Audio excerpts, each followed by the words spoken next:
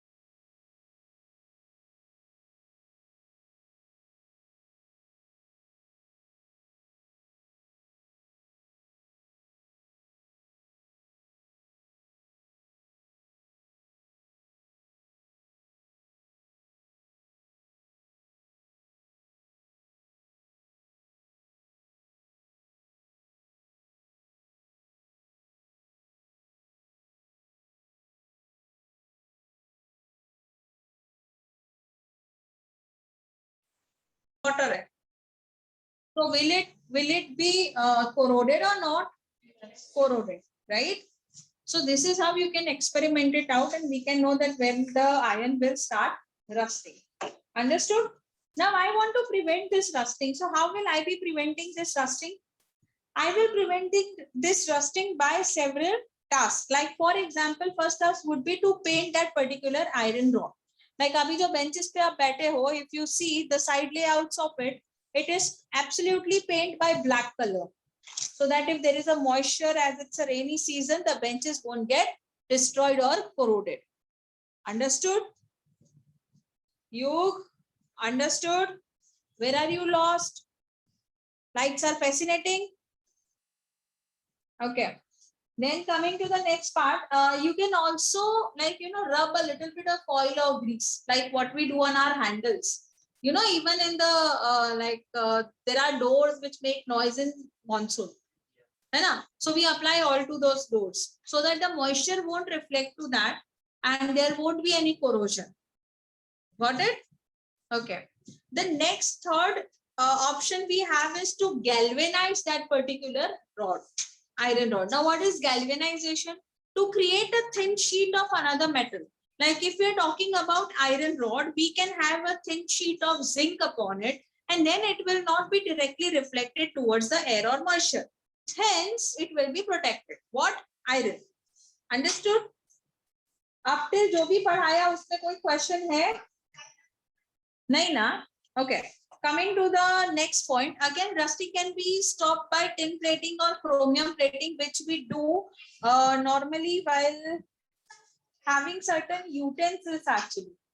हमारे जो tiffin box होते हैं ना, tiffin boxes are plated with tin plating and chromium plating, ताकि वो कोरोड ना हो जाए. हाँ सॉरी बेटा, प्लेटिंग प्लेटिंग मतलब ना जैसे एक लेयर आप चढ़ाते हो, ये एक आयरन का रॉड है, इस पे आप एक लेयर चढ़ाते हो तो इसे प्लेटिंग कहते हैं, गैल्वेनाइजिंग प्लेटिंग.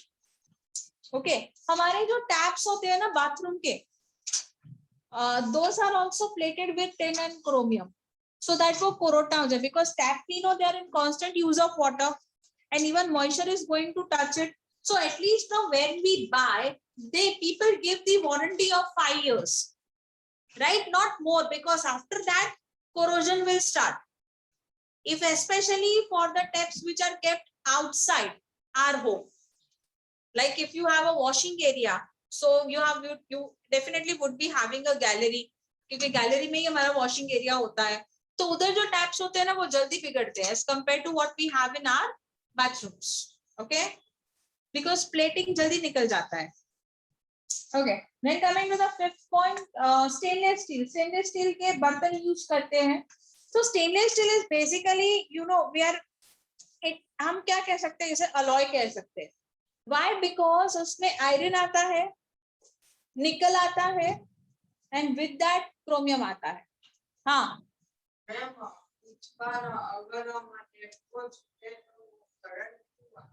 इसको छूते तो बेटा, टैप को छूते तो करंट आता है, वो पता नहीं है, maybe some electricity connection would be there, या फिर static electricity would be there. Static electricity. वैसे तो फोम है ना, उसको भी घिस दोगे ना अपने बाल पे तो करंट जनरेट कर सकते हो. पेपर पे लागना, पेपर चिपक जाएगा. चार्ज जनरेट होता है, अपोजिट चार्ज, उससे करंट होता है.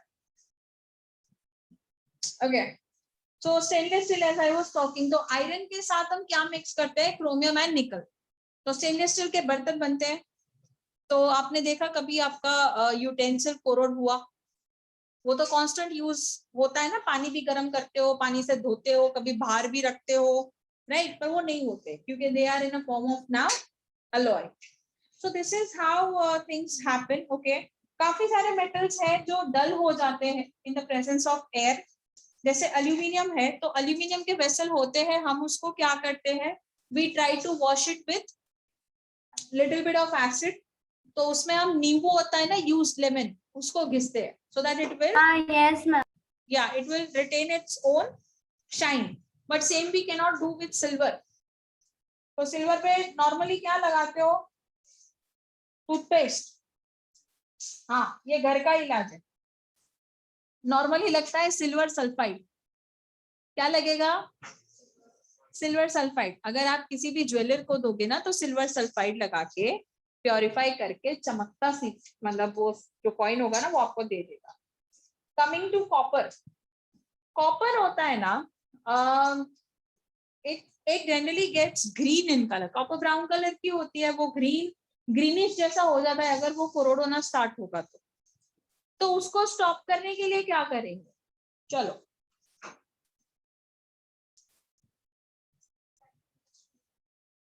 थोड़ा सा जोर से.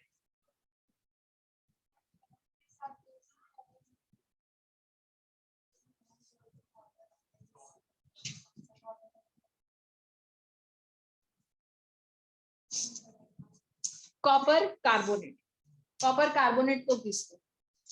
मैं जस्ट एक्चुअली मॉन्यूमेंट देख रही थी, ऐसा चर्च होता है, चर्च नहीं सॉरी मॉस्क होता है ना, मॉस्क, काफी सारे मॉस्क पे ना ग्रीन कलर ऐसा लगा हुआ है, वो बेसिकली बने होते हैं कॉपर के, फिर ग्रीन टर्न हो जाते हैं. मॉस्क का मुस्लिम जहाँ जाते हैं ना दरगाह,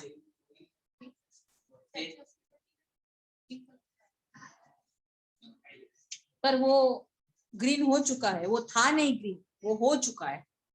ठीक है, so we can remove it by copper carbonate. Understood? Okay silver हो गया. Now coming to gold and platinum ornaments. Gold and platinum ornaments ज्यादातर शाइनी रहते हैं, हाईली रेजिस्टेंट है, क्योंकि उसमें क्या होता है, कॉपर होता है, तो वो अपना शेप मेंटेन रखना है। और कभी कभी डल हो जाता है तो आप थोड़ा सा पॉलिश करवा लो, अदरवाइज उसका कोई ऑप्शन नहीं है, एक बार ईचर में डालने का सोचना भी मत, वरना it will dissolve. Got it? Let's talk about alloys. Alloys मतलब a homogeneous mixture of two or more metal, right? So alloys normally क्यों बनाते हैं? Because they are resistant to corrosion, they are stronger, then they have a great melting point, their electric conductivity is less. So इतना इतना इतना मतलब अच्छा है. We have common alloys like steel है, bronze है, brass है, gold है, amalgams है, बहुत सारे. So these are alloys. I'll start with brass. Brass में क्या होता है? Brass is made up of copper and zinc. Copper is 80%, zinc is 20% in it. Okay. Bronze के मेडल बनते हैं. It is a combination of copper and tin.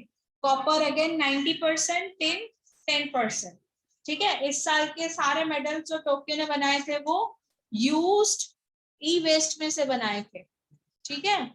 चलिए, now coming to soldering. Soldering मतलब क्या होता है? सोल्डरिंग मतलब आप लेड और टिन को इकट्ठा कर दो और उसमें 50% lead 50% tin, that is known as soldering. Okay. Coming to amalgam, कोई भी मेटल को मर्क्यूरी के साथ मिक्स कर दो. जैसे मैं लेट्स से सोडियम को कर रही हूँ, sodium I am mixing with mercury, so that is now sodium अमालगम. अमालगम stands for mercury. Got it? And that will be absolutely homogeneous mixture only, तुमको पता भी नहीं चलेगा. Then coming to alloy of gold. Gold का alloy क्यों बोलते हैं? Because pure gold होती है 24 कैरेट की. ठीक है. तो उसका तो हमें सिर्फ कॉइन ही मिलता है या फिर नॉर्मल बिस्किट ही मिलता है. अब जब आपको एक कार्विंग शेप वाले जो अच्छे अच्छे ऑर्नामेंट्स मिलते हैं ना, चाहे वो लड़की के हो या लड़के के, तो उसके लिए उसमें डालना पड़ता है copper. So 2% is what we add copper, और वो बन जाता है 22 कैरेट का गोल्ड. और कॉपर देता है stiffness to all those carving and mouldings which we are doing on gold activities. ठीक है. तो gold is also an amalgam. Question आती है अब दिल्ली के आयरन पिलर्स की. दिल्ली का आयरन पिलर्स है ना, वो बना है एब्सोल्युटली विथ आयरन, बना है इन 400 BC, that is before Christ, और अभी तक कोरोड नहीं हुआ है. तो ऐसा क्यों? वो तो बारिश भी आती है, समर भी होता है, विंटर भी होता है, मतलब एक्सट्रीम टेम्परेचर को फेस कर चुका है. And it is also one of the metallurgical, बोलते हैं ना एंशिएंट मेटलर्जिकल आर्किटेक्ट, तो उसमें भी कंसिडर किया जाता है. वही तो वो नहीं हुआ है, तो ऐसा क्यों?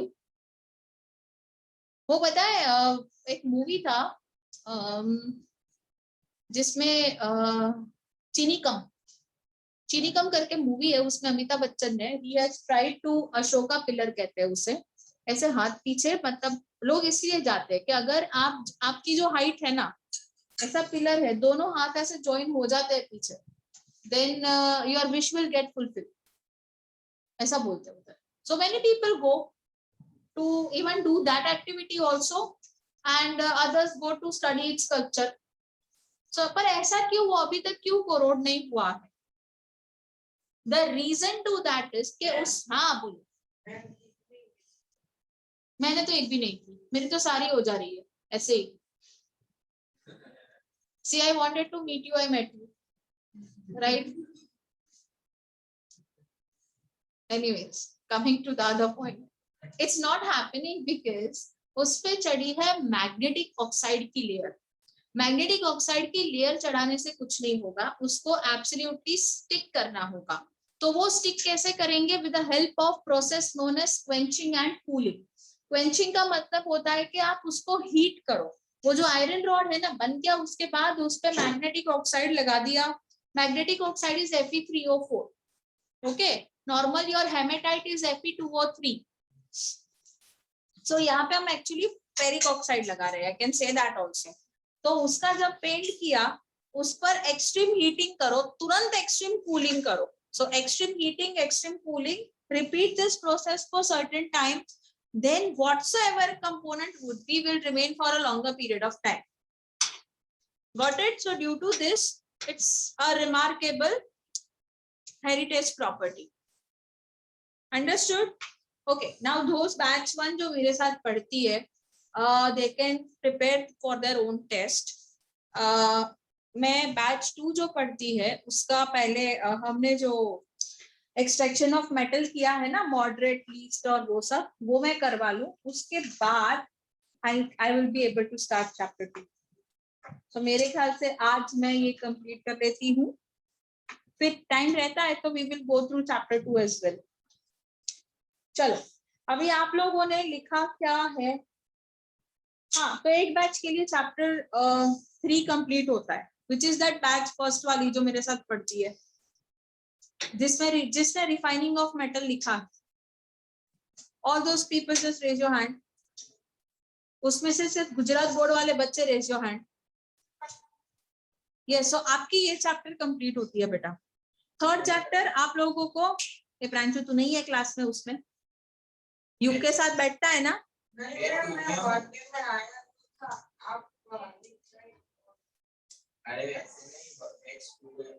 हाँ ठीक है ठीक है ठीक है, ओके ओके, हाँ हाँ हाँ ओके. चलो, एक्सट्रैक्शन ऑफ मेटल.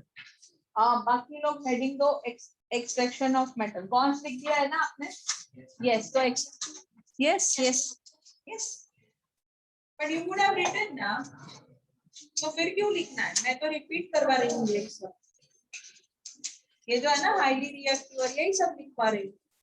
तुमने ये लिख दिया, इन्होंने यही तक लिखा है ना? तो ये लोग अभी ये जो लिखेंगे ना, दिस एंड दिस, हाँ, तो ये सब लिखेंगे, ठीक है? फिर इसके बाद आप सेकंड चैप्टर पढ़वाओगे वापस? हाँ बेटा, इसके बाद सेकंड चैप्टर आएगा. हम सीबीएसई और जीबीएसई दोनों को? Yes, absolutely. हाँ हाँ, डेफिनेटली. गाइस, इसका ये थर्ड चैप्टर बैच का कंप्लीट हो चुका है. They may prepare for their own test, it's absolutely fine, but you can not leave from the lecture. Okay?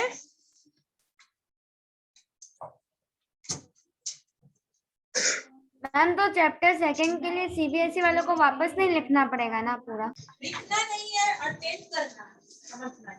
Okay ma'am. Chapter 3 में ना, जो पेपर में आने, एक मिनट, सीबीएसई फोकस जो भी पेपर में आने वाला था, वो मैंने ऑलरेडी 2-3 लेक्चर पहले ही खत्म कर दिया. Uses, okay. चलो, हेडिंग दो काव्या, जो काव्या की बैच में है वो लोग.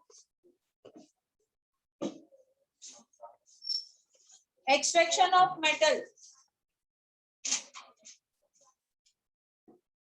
बातें नहीं करनी है, कोई भी बातें करेगा ना तो एग्जाम नहीं दे पाएगा, और वह उसको पेपर यहाँ पे भी 10 टाइम्स लिख के जाना पड़ेगा.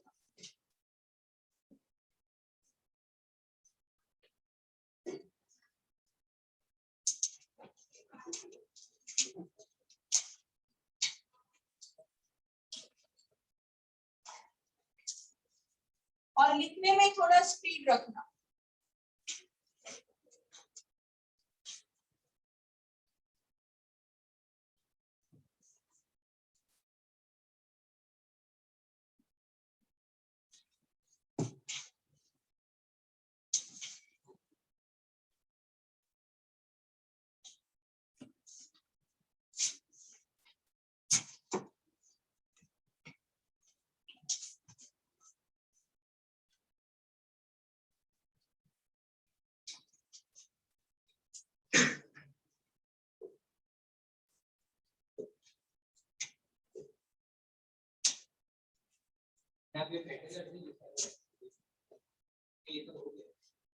तो दूसरा बैच तो नहीं हुआ बेटा. हमें दूसरी बैच की बात ऐसा है. हाँ, अभी लिख लिया है.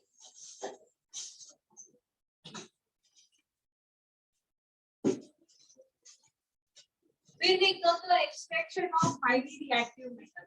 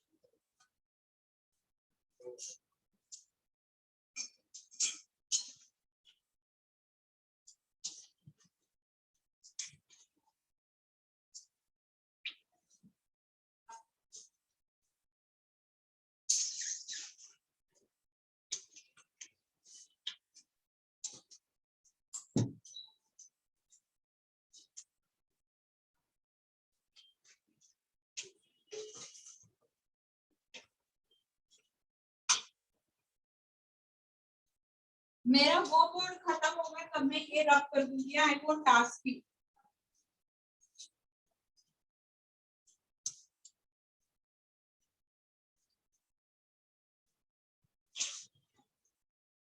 और कहीं पे भी डाउट है तो पहले मेरे को एक्सप्लेन करने में देना, फिर पूछना, ठीक है? Okay ma'am.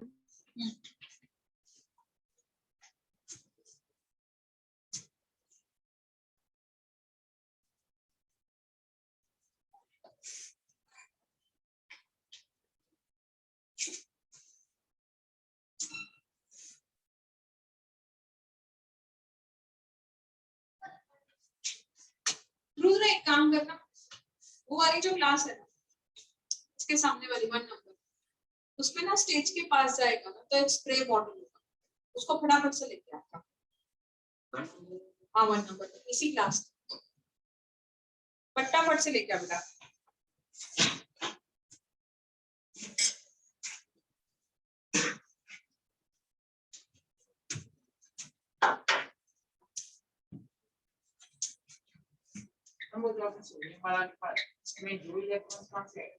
वो मैं सब समझा दूँ। मैंने कुछ बोला तो सेकंड कुछ ना समझ आया तो लिख लेना, सब कुछ मैं बात समझा दूँ।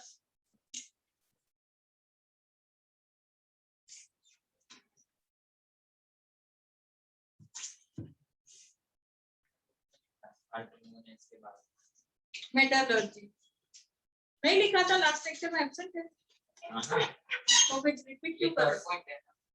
नहीं सेम है, मेटलर्जी लिखा है तुमने? सेम लिखा है। भाई पानी उड़े तो टेंशन मत करना, समझ लेना ना रहे बारिश फर्स्ट बेंच।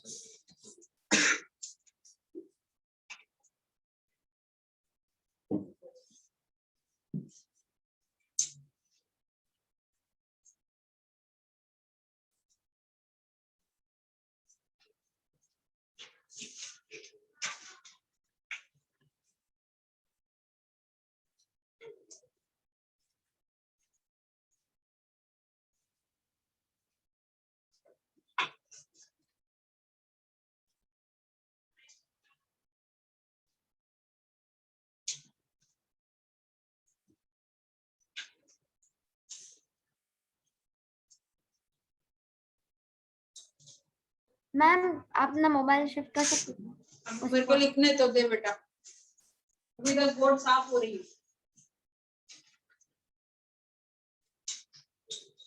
चलो इस साइड लिखना हो गया तुम लोग का, तो पहले समझ लेते जब तक वो बोर्ड फूट जाए। देखो हम ना इसको पहले इलेक्ट्रोलिसिस से डिफरेंशिएट करेंगे, ठीक है? Na और Cl को बेसिकली हमको ये मेटल चाहिए। अब उसमें क्या करेंगे, इलेक्ट्रोलिसिस में ऐसा सेल होता है जहां पे होता है anode and cathode linked with the battery. यहाँ पे NaCl का सॉल्यूशन होगा तो चार्ज पास होगा, तो तब ये एनोड है और ये कैथोड है। यहाँ पे कैथोड का होता है नेगेटिव चार्ज, इसलिए इस सॉल्यूशन में जो पॉजिटिव चार्ज वाला होगा ना वो यहाँ अट्रैक्ट होगा। इसका होता है पॉजिटिव चार्ज, इसलिए नेगेटिव यहाँ पे अट्रैक्ट होगा। समझ गए everyone?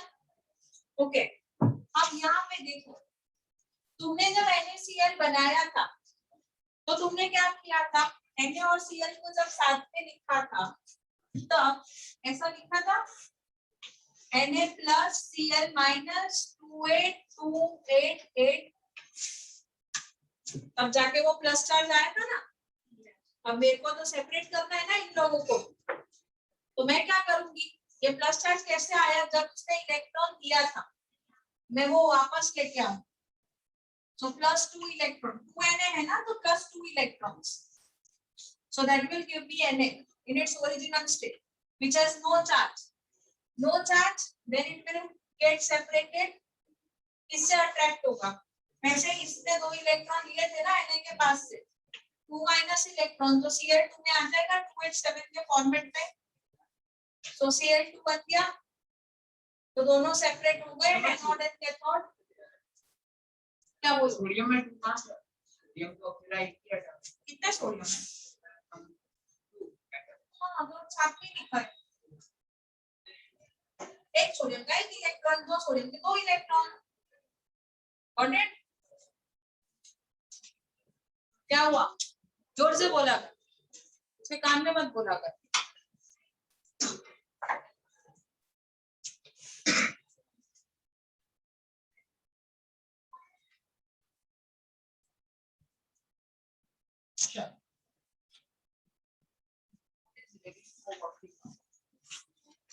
I'm shifting now your camera. Okay.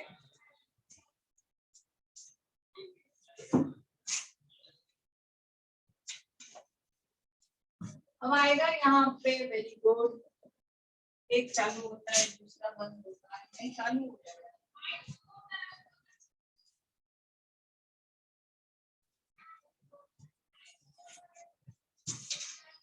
अब यहाँ में ऐसा दूसरा होगा,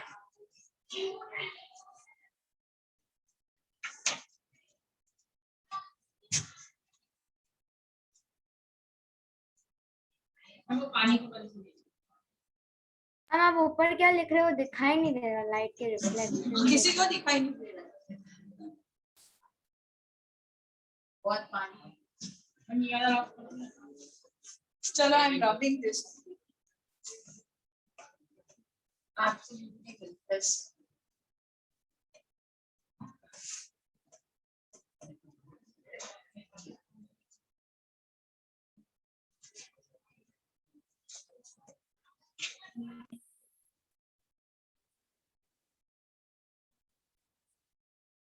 अब फटाफट लिखना,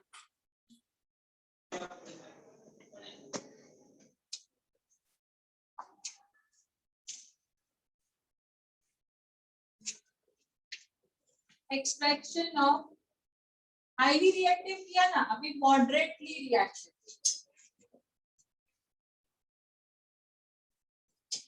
मॉडरेटली रिएक्टिव का आपको बहुत ध्यान से देखना है,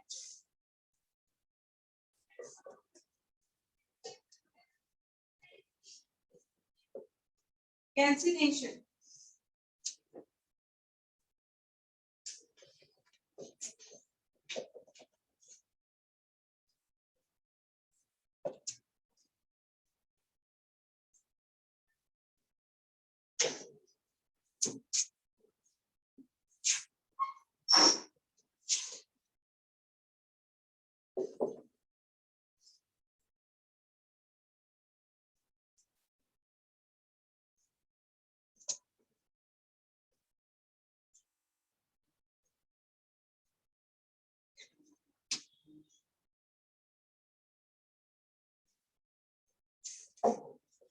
इस और का नाम क्या है,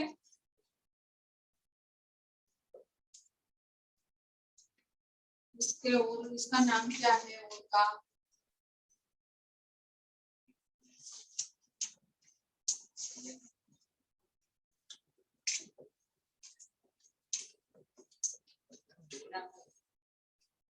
this is chemical name, this is name of an, अभी वो रोस्टिंग में है, that is ZX,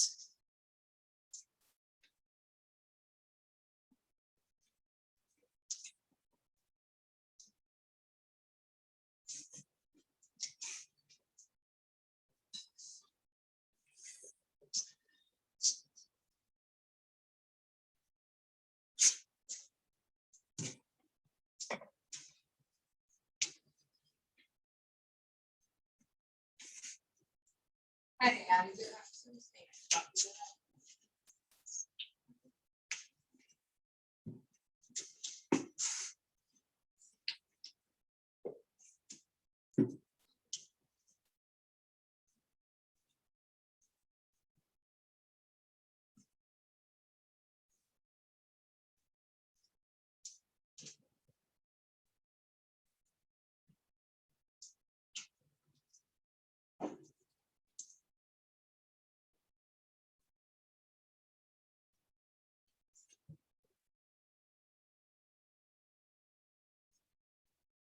बेटा फटाफट लिखना।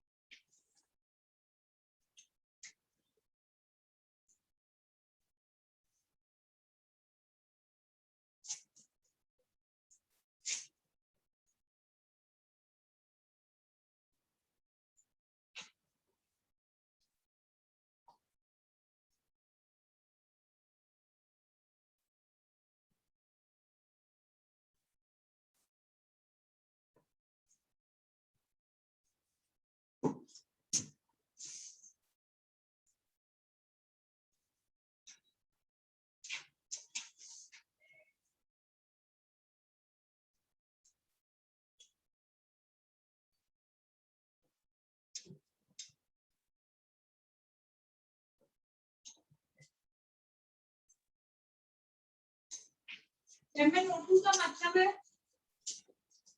लैंग्वेज। नाम लिखते आएंगे ना, that is what my concern is.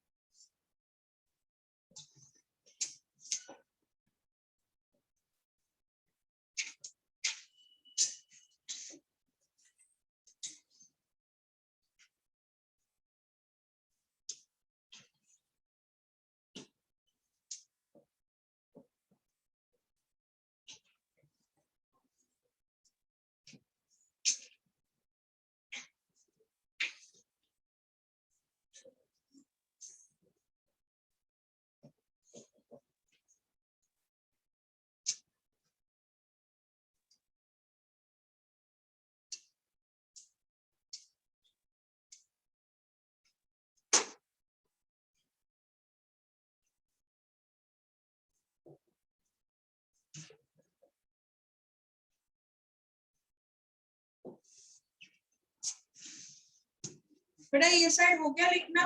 हाँ मैम हो गया।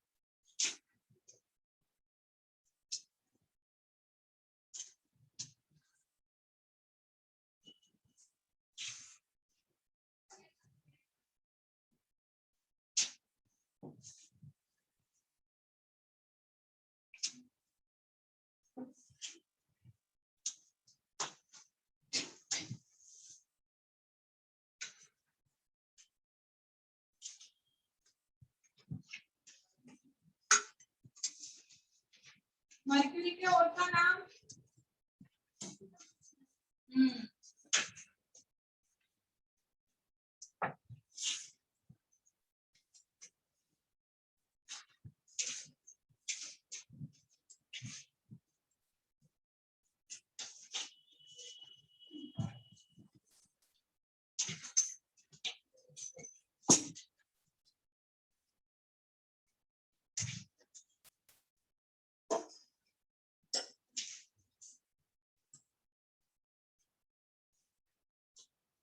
भाई इसके नाम लिखते रहना।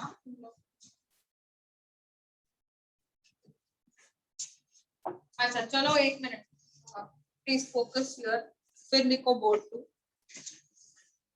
मॉडरेटली रिएक्टिव मेटल जैसे Zn है, Pb है, तो ये सारे जो है ना, इनको अगर हमको सेपरेट करना है तो कैसे करेंगे? There are two methods. First है कैल्सिनेशन, दूसरा है रोस्टिंग। अब दोनों में देखो प्रोडक्ट तो सेम मिल रहा है, जिंक ऑक्साइड जिंक ऑक्साइड, तो इन दोनों के बीच का डिफरेंस क्या है? तो दोनों में हीटिंग होता है, लेकिन कैल्सिनेशन में हीटिंग होगा in absence of air, whereas roasting में हीटिंग होगा इन प्रेजेंस ऑफ एयर। दूसरा डिफरेंस है कि कैल्सिनेशन में कार्बोनेट ओर को लिया जाएगा, राइटिंग स्टॉप कर दे, और रोस्टिंग में किसको लिया जाएगा? जिंक ब्लेंड को, जैसे सल्फाइड की ओर है उसको। ठीक है, तो दोनों में इतना डिफरेंस है, ये पूछा जाता है। Calcination and roasting are the two important question, जिसमें से एक होता ही है। अच्छा, अब हमको मिल गया मेटल ऑक्साइड, दोनों में से जिंक ऑक्साइड मिला ना, सो जिंक ऑक्साइड जो हमको मिला that is known as metal oxide. अब इसको रिड्यूस करना पड़ेगा, तो रिडक्शन करने के लिए क्या लेंगे हम? या तो कार्बन के साथ करो या तो एल्यूमिनियम के साथ, क्योंकि both will act as a reducing powder. तो जब भी आप कार्बन के साथ इसको रिएक्ट करोगे ना मेटल ऑक्साइड को, तो ऑक्सीजन जो है वो कार्बन के साथ बाइंड हो जाएगा, कार्बन मोनोऑक्साइड बन जाएगा और जिंक हमारा अलग हो जाएगा। ये जो आपको मेटल मिला जिंक, ये अभी भी इम्प्योर फॉर्म में है, तो फर्दर इसका रिफाइनिंग करना पड़ेगा। रिफाइनिंग करेंगे तो प्योर फॉर्म मिलेगा, अंडरस्टूड? पर हमको इसमें भी लीस्ट रिएक्टिव में भी रिफाइनिंग करना है, इसलिए रिफाइनिंग एक अलग ही टॉपिक रखा हुआ है मैंने। Now moving on to this zone, दूसरा मैंने एग्जांपल दिया था एल्यूमिनियम का। एल्यूमिनियम में हम 3MnO2 + 4Al को रिएक्ट करते हैं तो हमको Mn मिल जाता है, दैट इज मैंगनीज। तो यहाँ पे एल्यूमिनियम भी रिड्यूसिंग पाउडर के हिसाब से एक्ट कर रहा है। ये जो ऑक्सीजन है वो एल्यूमिनियम के साथ जाके एल्यूमिनियम ऑक्साइड बना लेगा, अंडरस्टूड? हम बात करते हैं थर्माइट रिएक्शन। अगर रिडक्शन की प्रोसेस में आप एल्यूमिनियम यूज कर रहे हो तो उसे हम कहेंगे थर्माइट रिएक्शन, ठीक है? Generally thermite reaction is used for welding processes. Railway tracks वगैरह जो आयरन के होते हैं ना, तो जब आप ये एल्यूमिनियम का रॉड लगाओगे ना तो स्पार्क होगा, जिससे एल्यूमिनियम जिससे आयरन मेल्ट होगा। फिर आप कुछ भी नया आयरन का होगा ना, वो मोल्ड लगा सकते हो उसके पास। तो पता है यहाँ पे जब आयरन जाली वगैरह बनता है तो वो स्पार्क होता है। वो मम्मी आके बोलते हैं कि इसको मत देखो with the naked eye, right? So that is what is thermite reaction, understood? Okay okay, thermite reaction के बाद coming to extraction of least reactive metal. Least reactive का मतलब क्या है? Copper, then comes gold, silver, यही सब। उसमें मैंने सिंपल एग्जांपल मर्क्यूरी का ले लिया। मर्क्यूरी की और का नाम है सिनेबर। सिनेबर का रिएक्शन जब आप रोस्टिंग की प्रोसेस से करोगे तो आपको मिलेगा मर्क्यूरी ऑक्साइड। अब मर्क्यूरी ऑक्साइड का हमें करना है रिडक्शन, तो कार्बन और एल्यूमिनियम नहीं यूज करेंगे, मैं रिएक्शन लिख रही हूँ, हालांकि डायरेक्ट उसको हीट कर दो। हीट करोगे ना तो oxygen will evaporate in the atmosphere and finally you will have mercury, okay? अब ये जो मर्क्यूरी मिला इसका भी रिफाइनिंग होगा, तो वो रिफाइनिंग में ड्रॉ करके हाँ HGS साथ में ही लिखा है ना? हाँ साथ में ही है। क्या बेटा? जरूरत नहीं है, मतलब करेंगे तो फर्क तो नहीं पड़ेगा। उसमें फिर से आपको बॉक्साइट मिलेगा तो उसे प्रोसेस करना पड़ेगा, तो costing of the process will increase, got it? तो जो सिंपली हो सकता है आप उसी से करो ऐसा।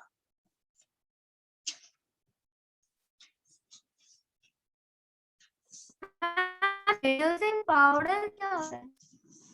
हाँ, it is for reduction we will have reducing powder only ना बेटा. Okay, ma'am. Yeah. You can write the name जैसे aluminium लिख के फिर आप लिख सकते हो reducing powder. Okay? Okay, ma'am.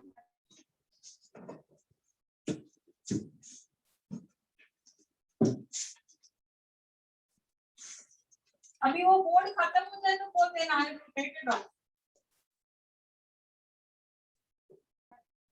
Ma'am, हो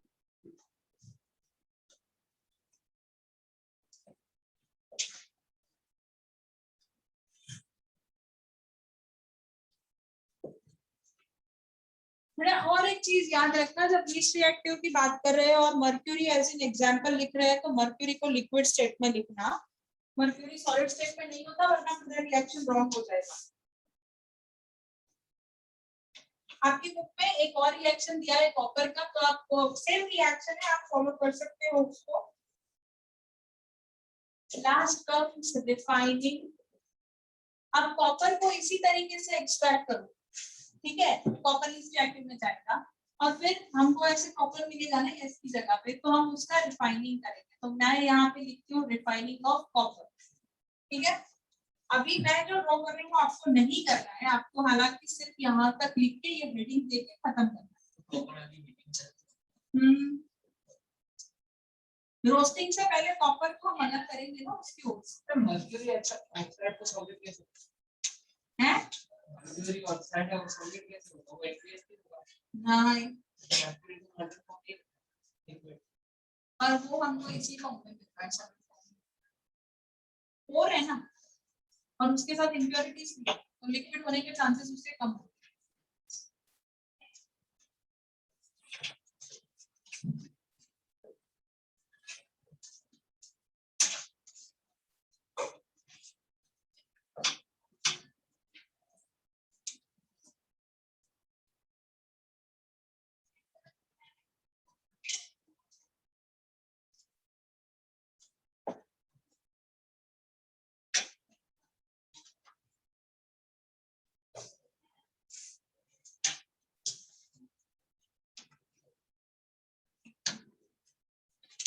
लिख लिया.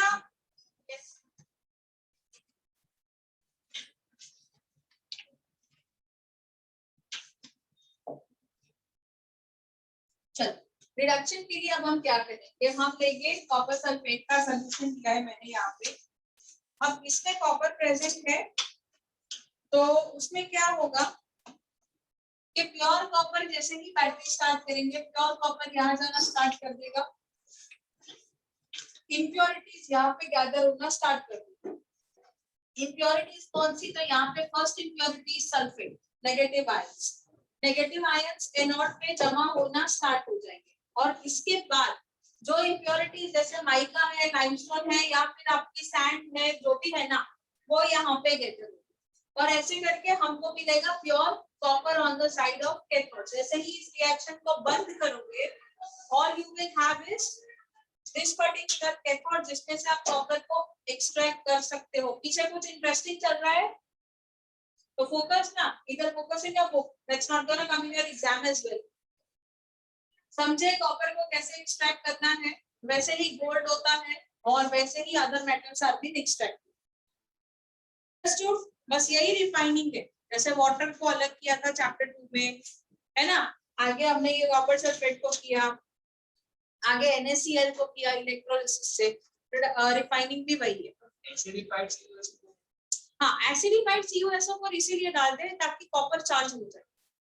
एसिड डालोगे ना तो चार्ज हो जाते हैं, तो 2 ड्रॉप ही होता है acid and that too aqueous acid. CuSO4 liquid है ना. सॉरी, फाइंड है मतलब वो और में से निकाल. हाँ, कॉपर जो आपको मिला ना उसको हमने H2SO4 है ना एक्वियस, उसके साथ मिक्स कर दिया. अब आप उसका इलेक्ट्रोलिसिस कर लो तो प्योर, अब जो कॉपर मिल रहा है वो प्योर कॉपर मिल रहा है, उसमें इम्प्योरिटीज नहीं है. वो पहले जो मिला था ना उसमें थोड़ा इम्प्योरिटीज था, जैसे माइका, लाइमस्टोन ये सब होता है, तो वो निकल जाता है इस प्रोसेस. अब गॉन्ज जो है ना, गॉन्ज निकालने के लिए ये प्रोसेस करते हैं. Understood? With this, I complete your third chapter. We don't have time to start the second one, but next time when we meet, we will start second chapter. Okay? I wish you all the best for your examination. Chalo, online class. Bye, beta. Bye.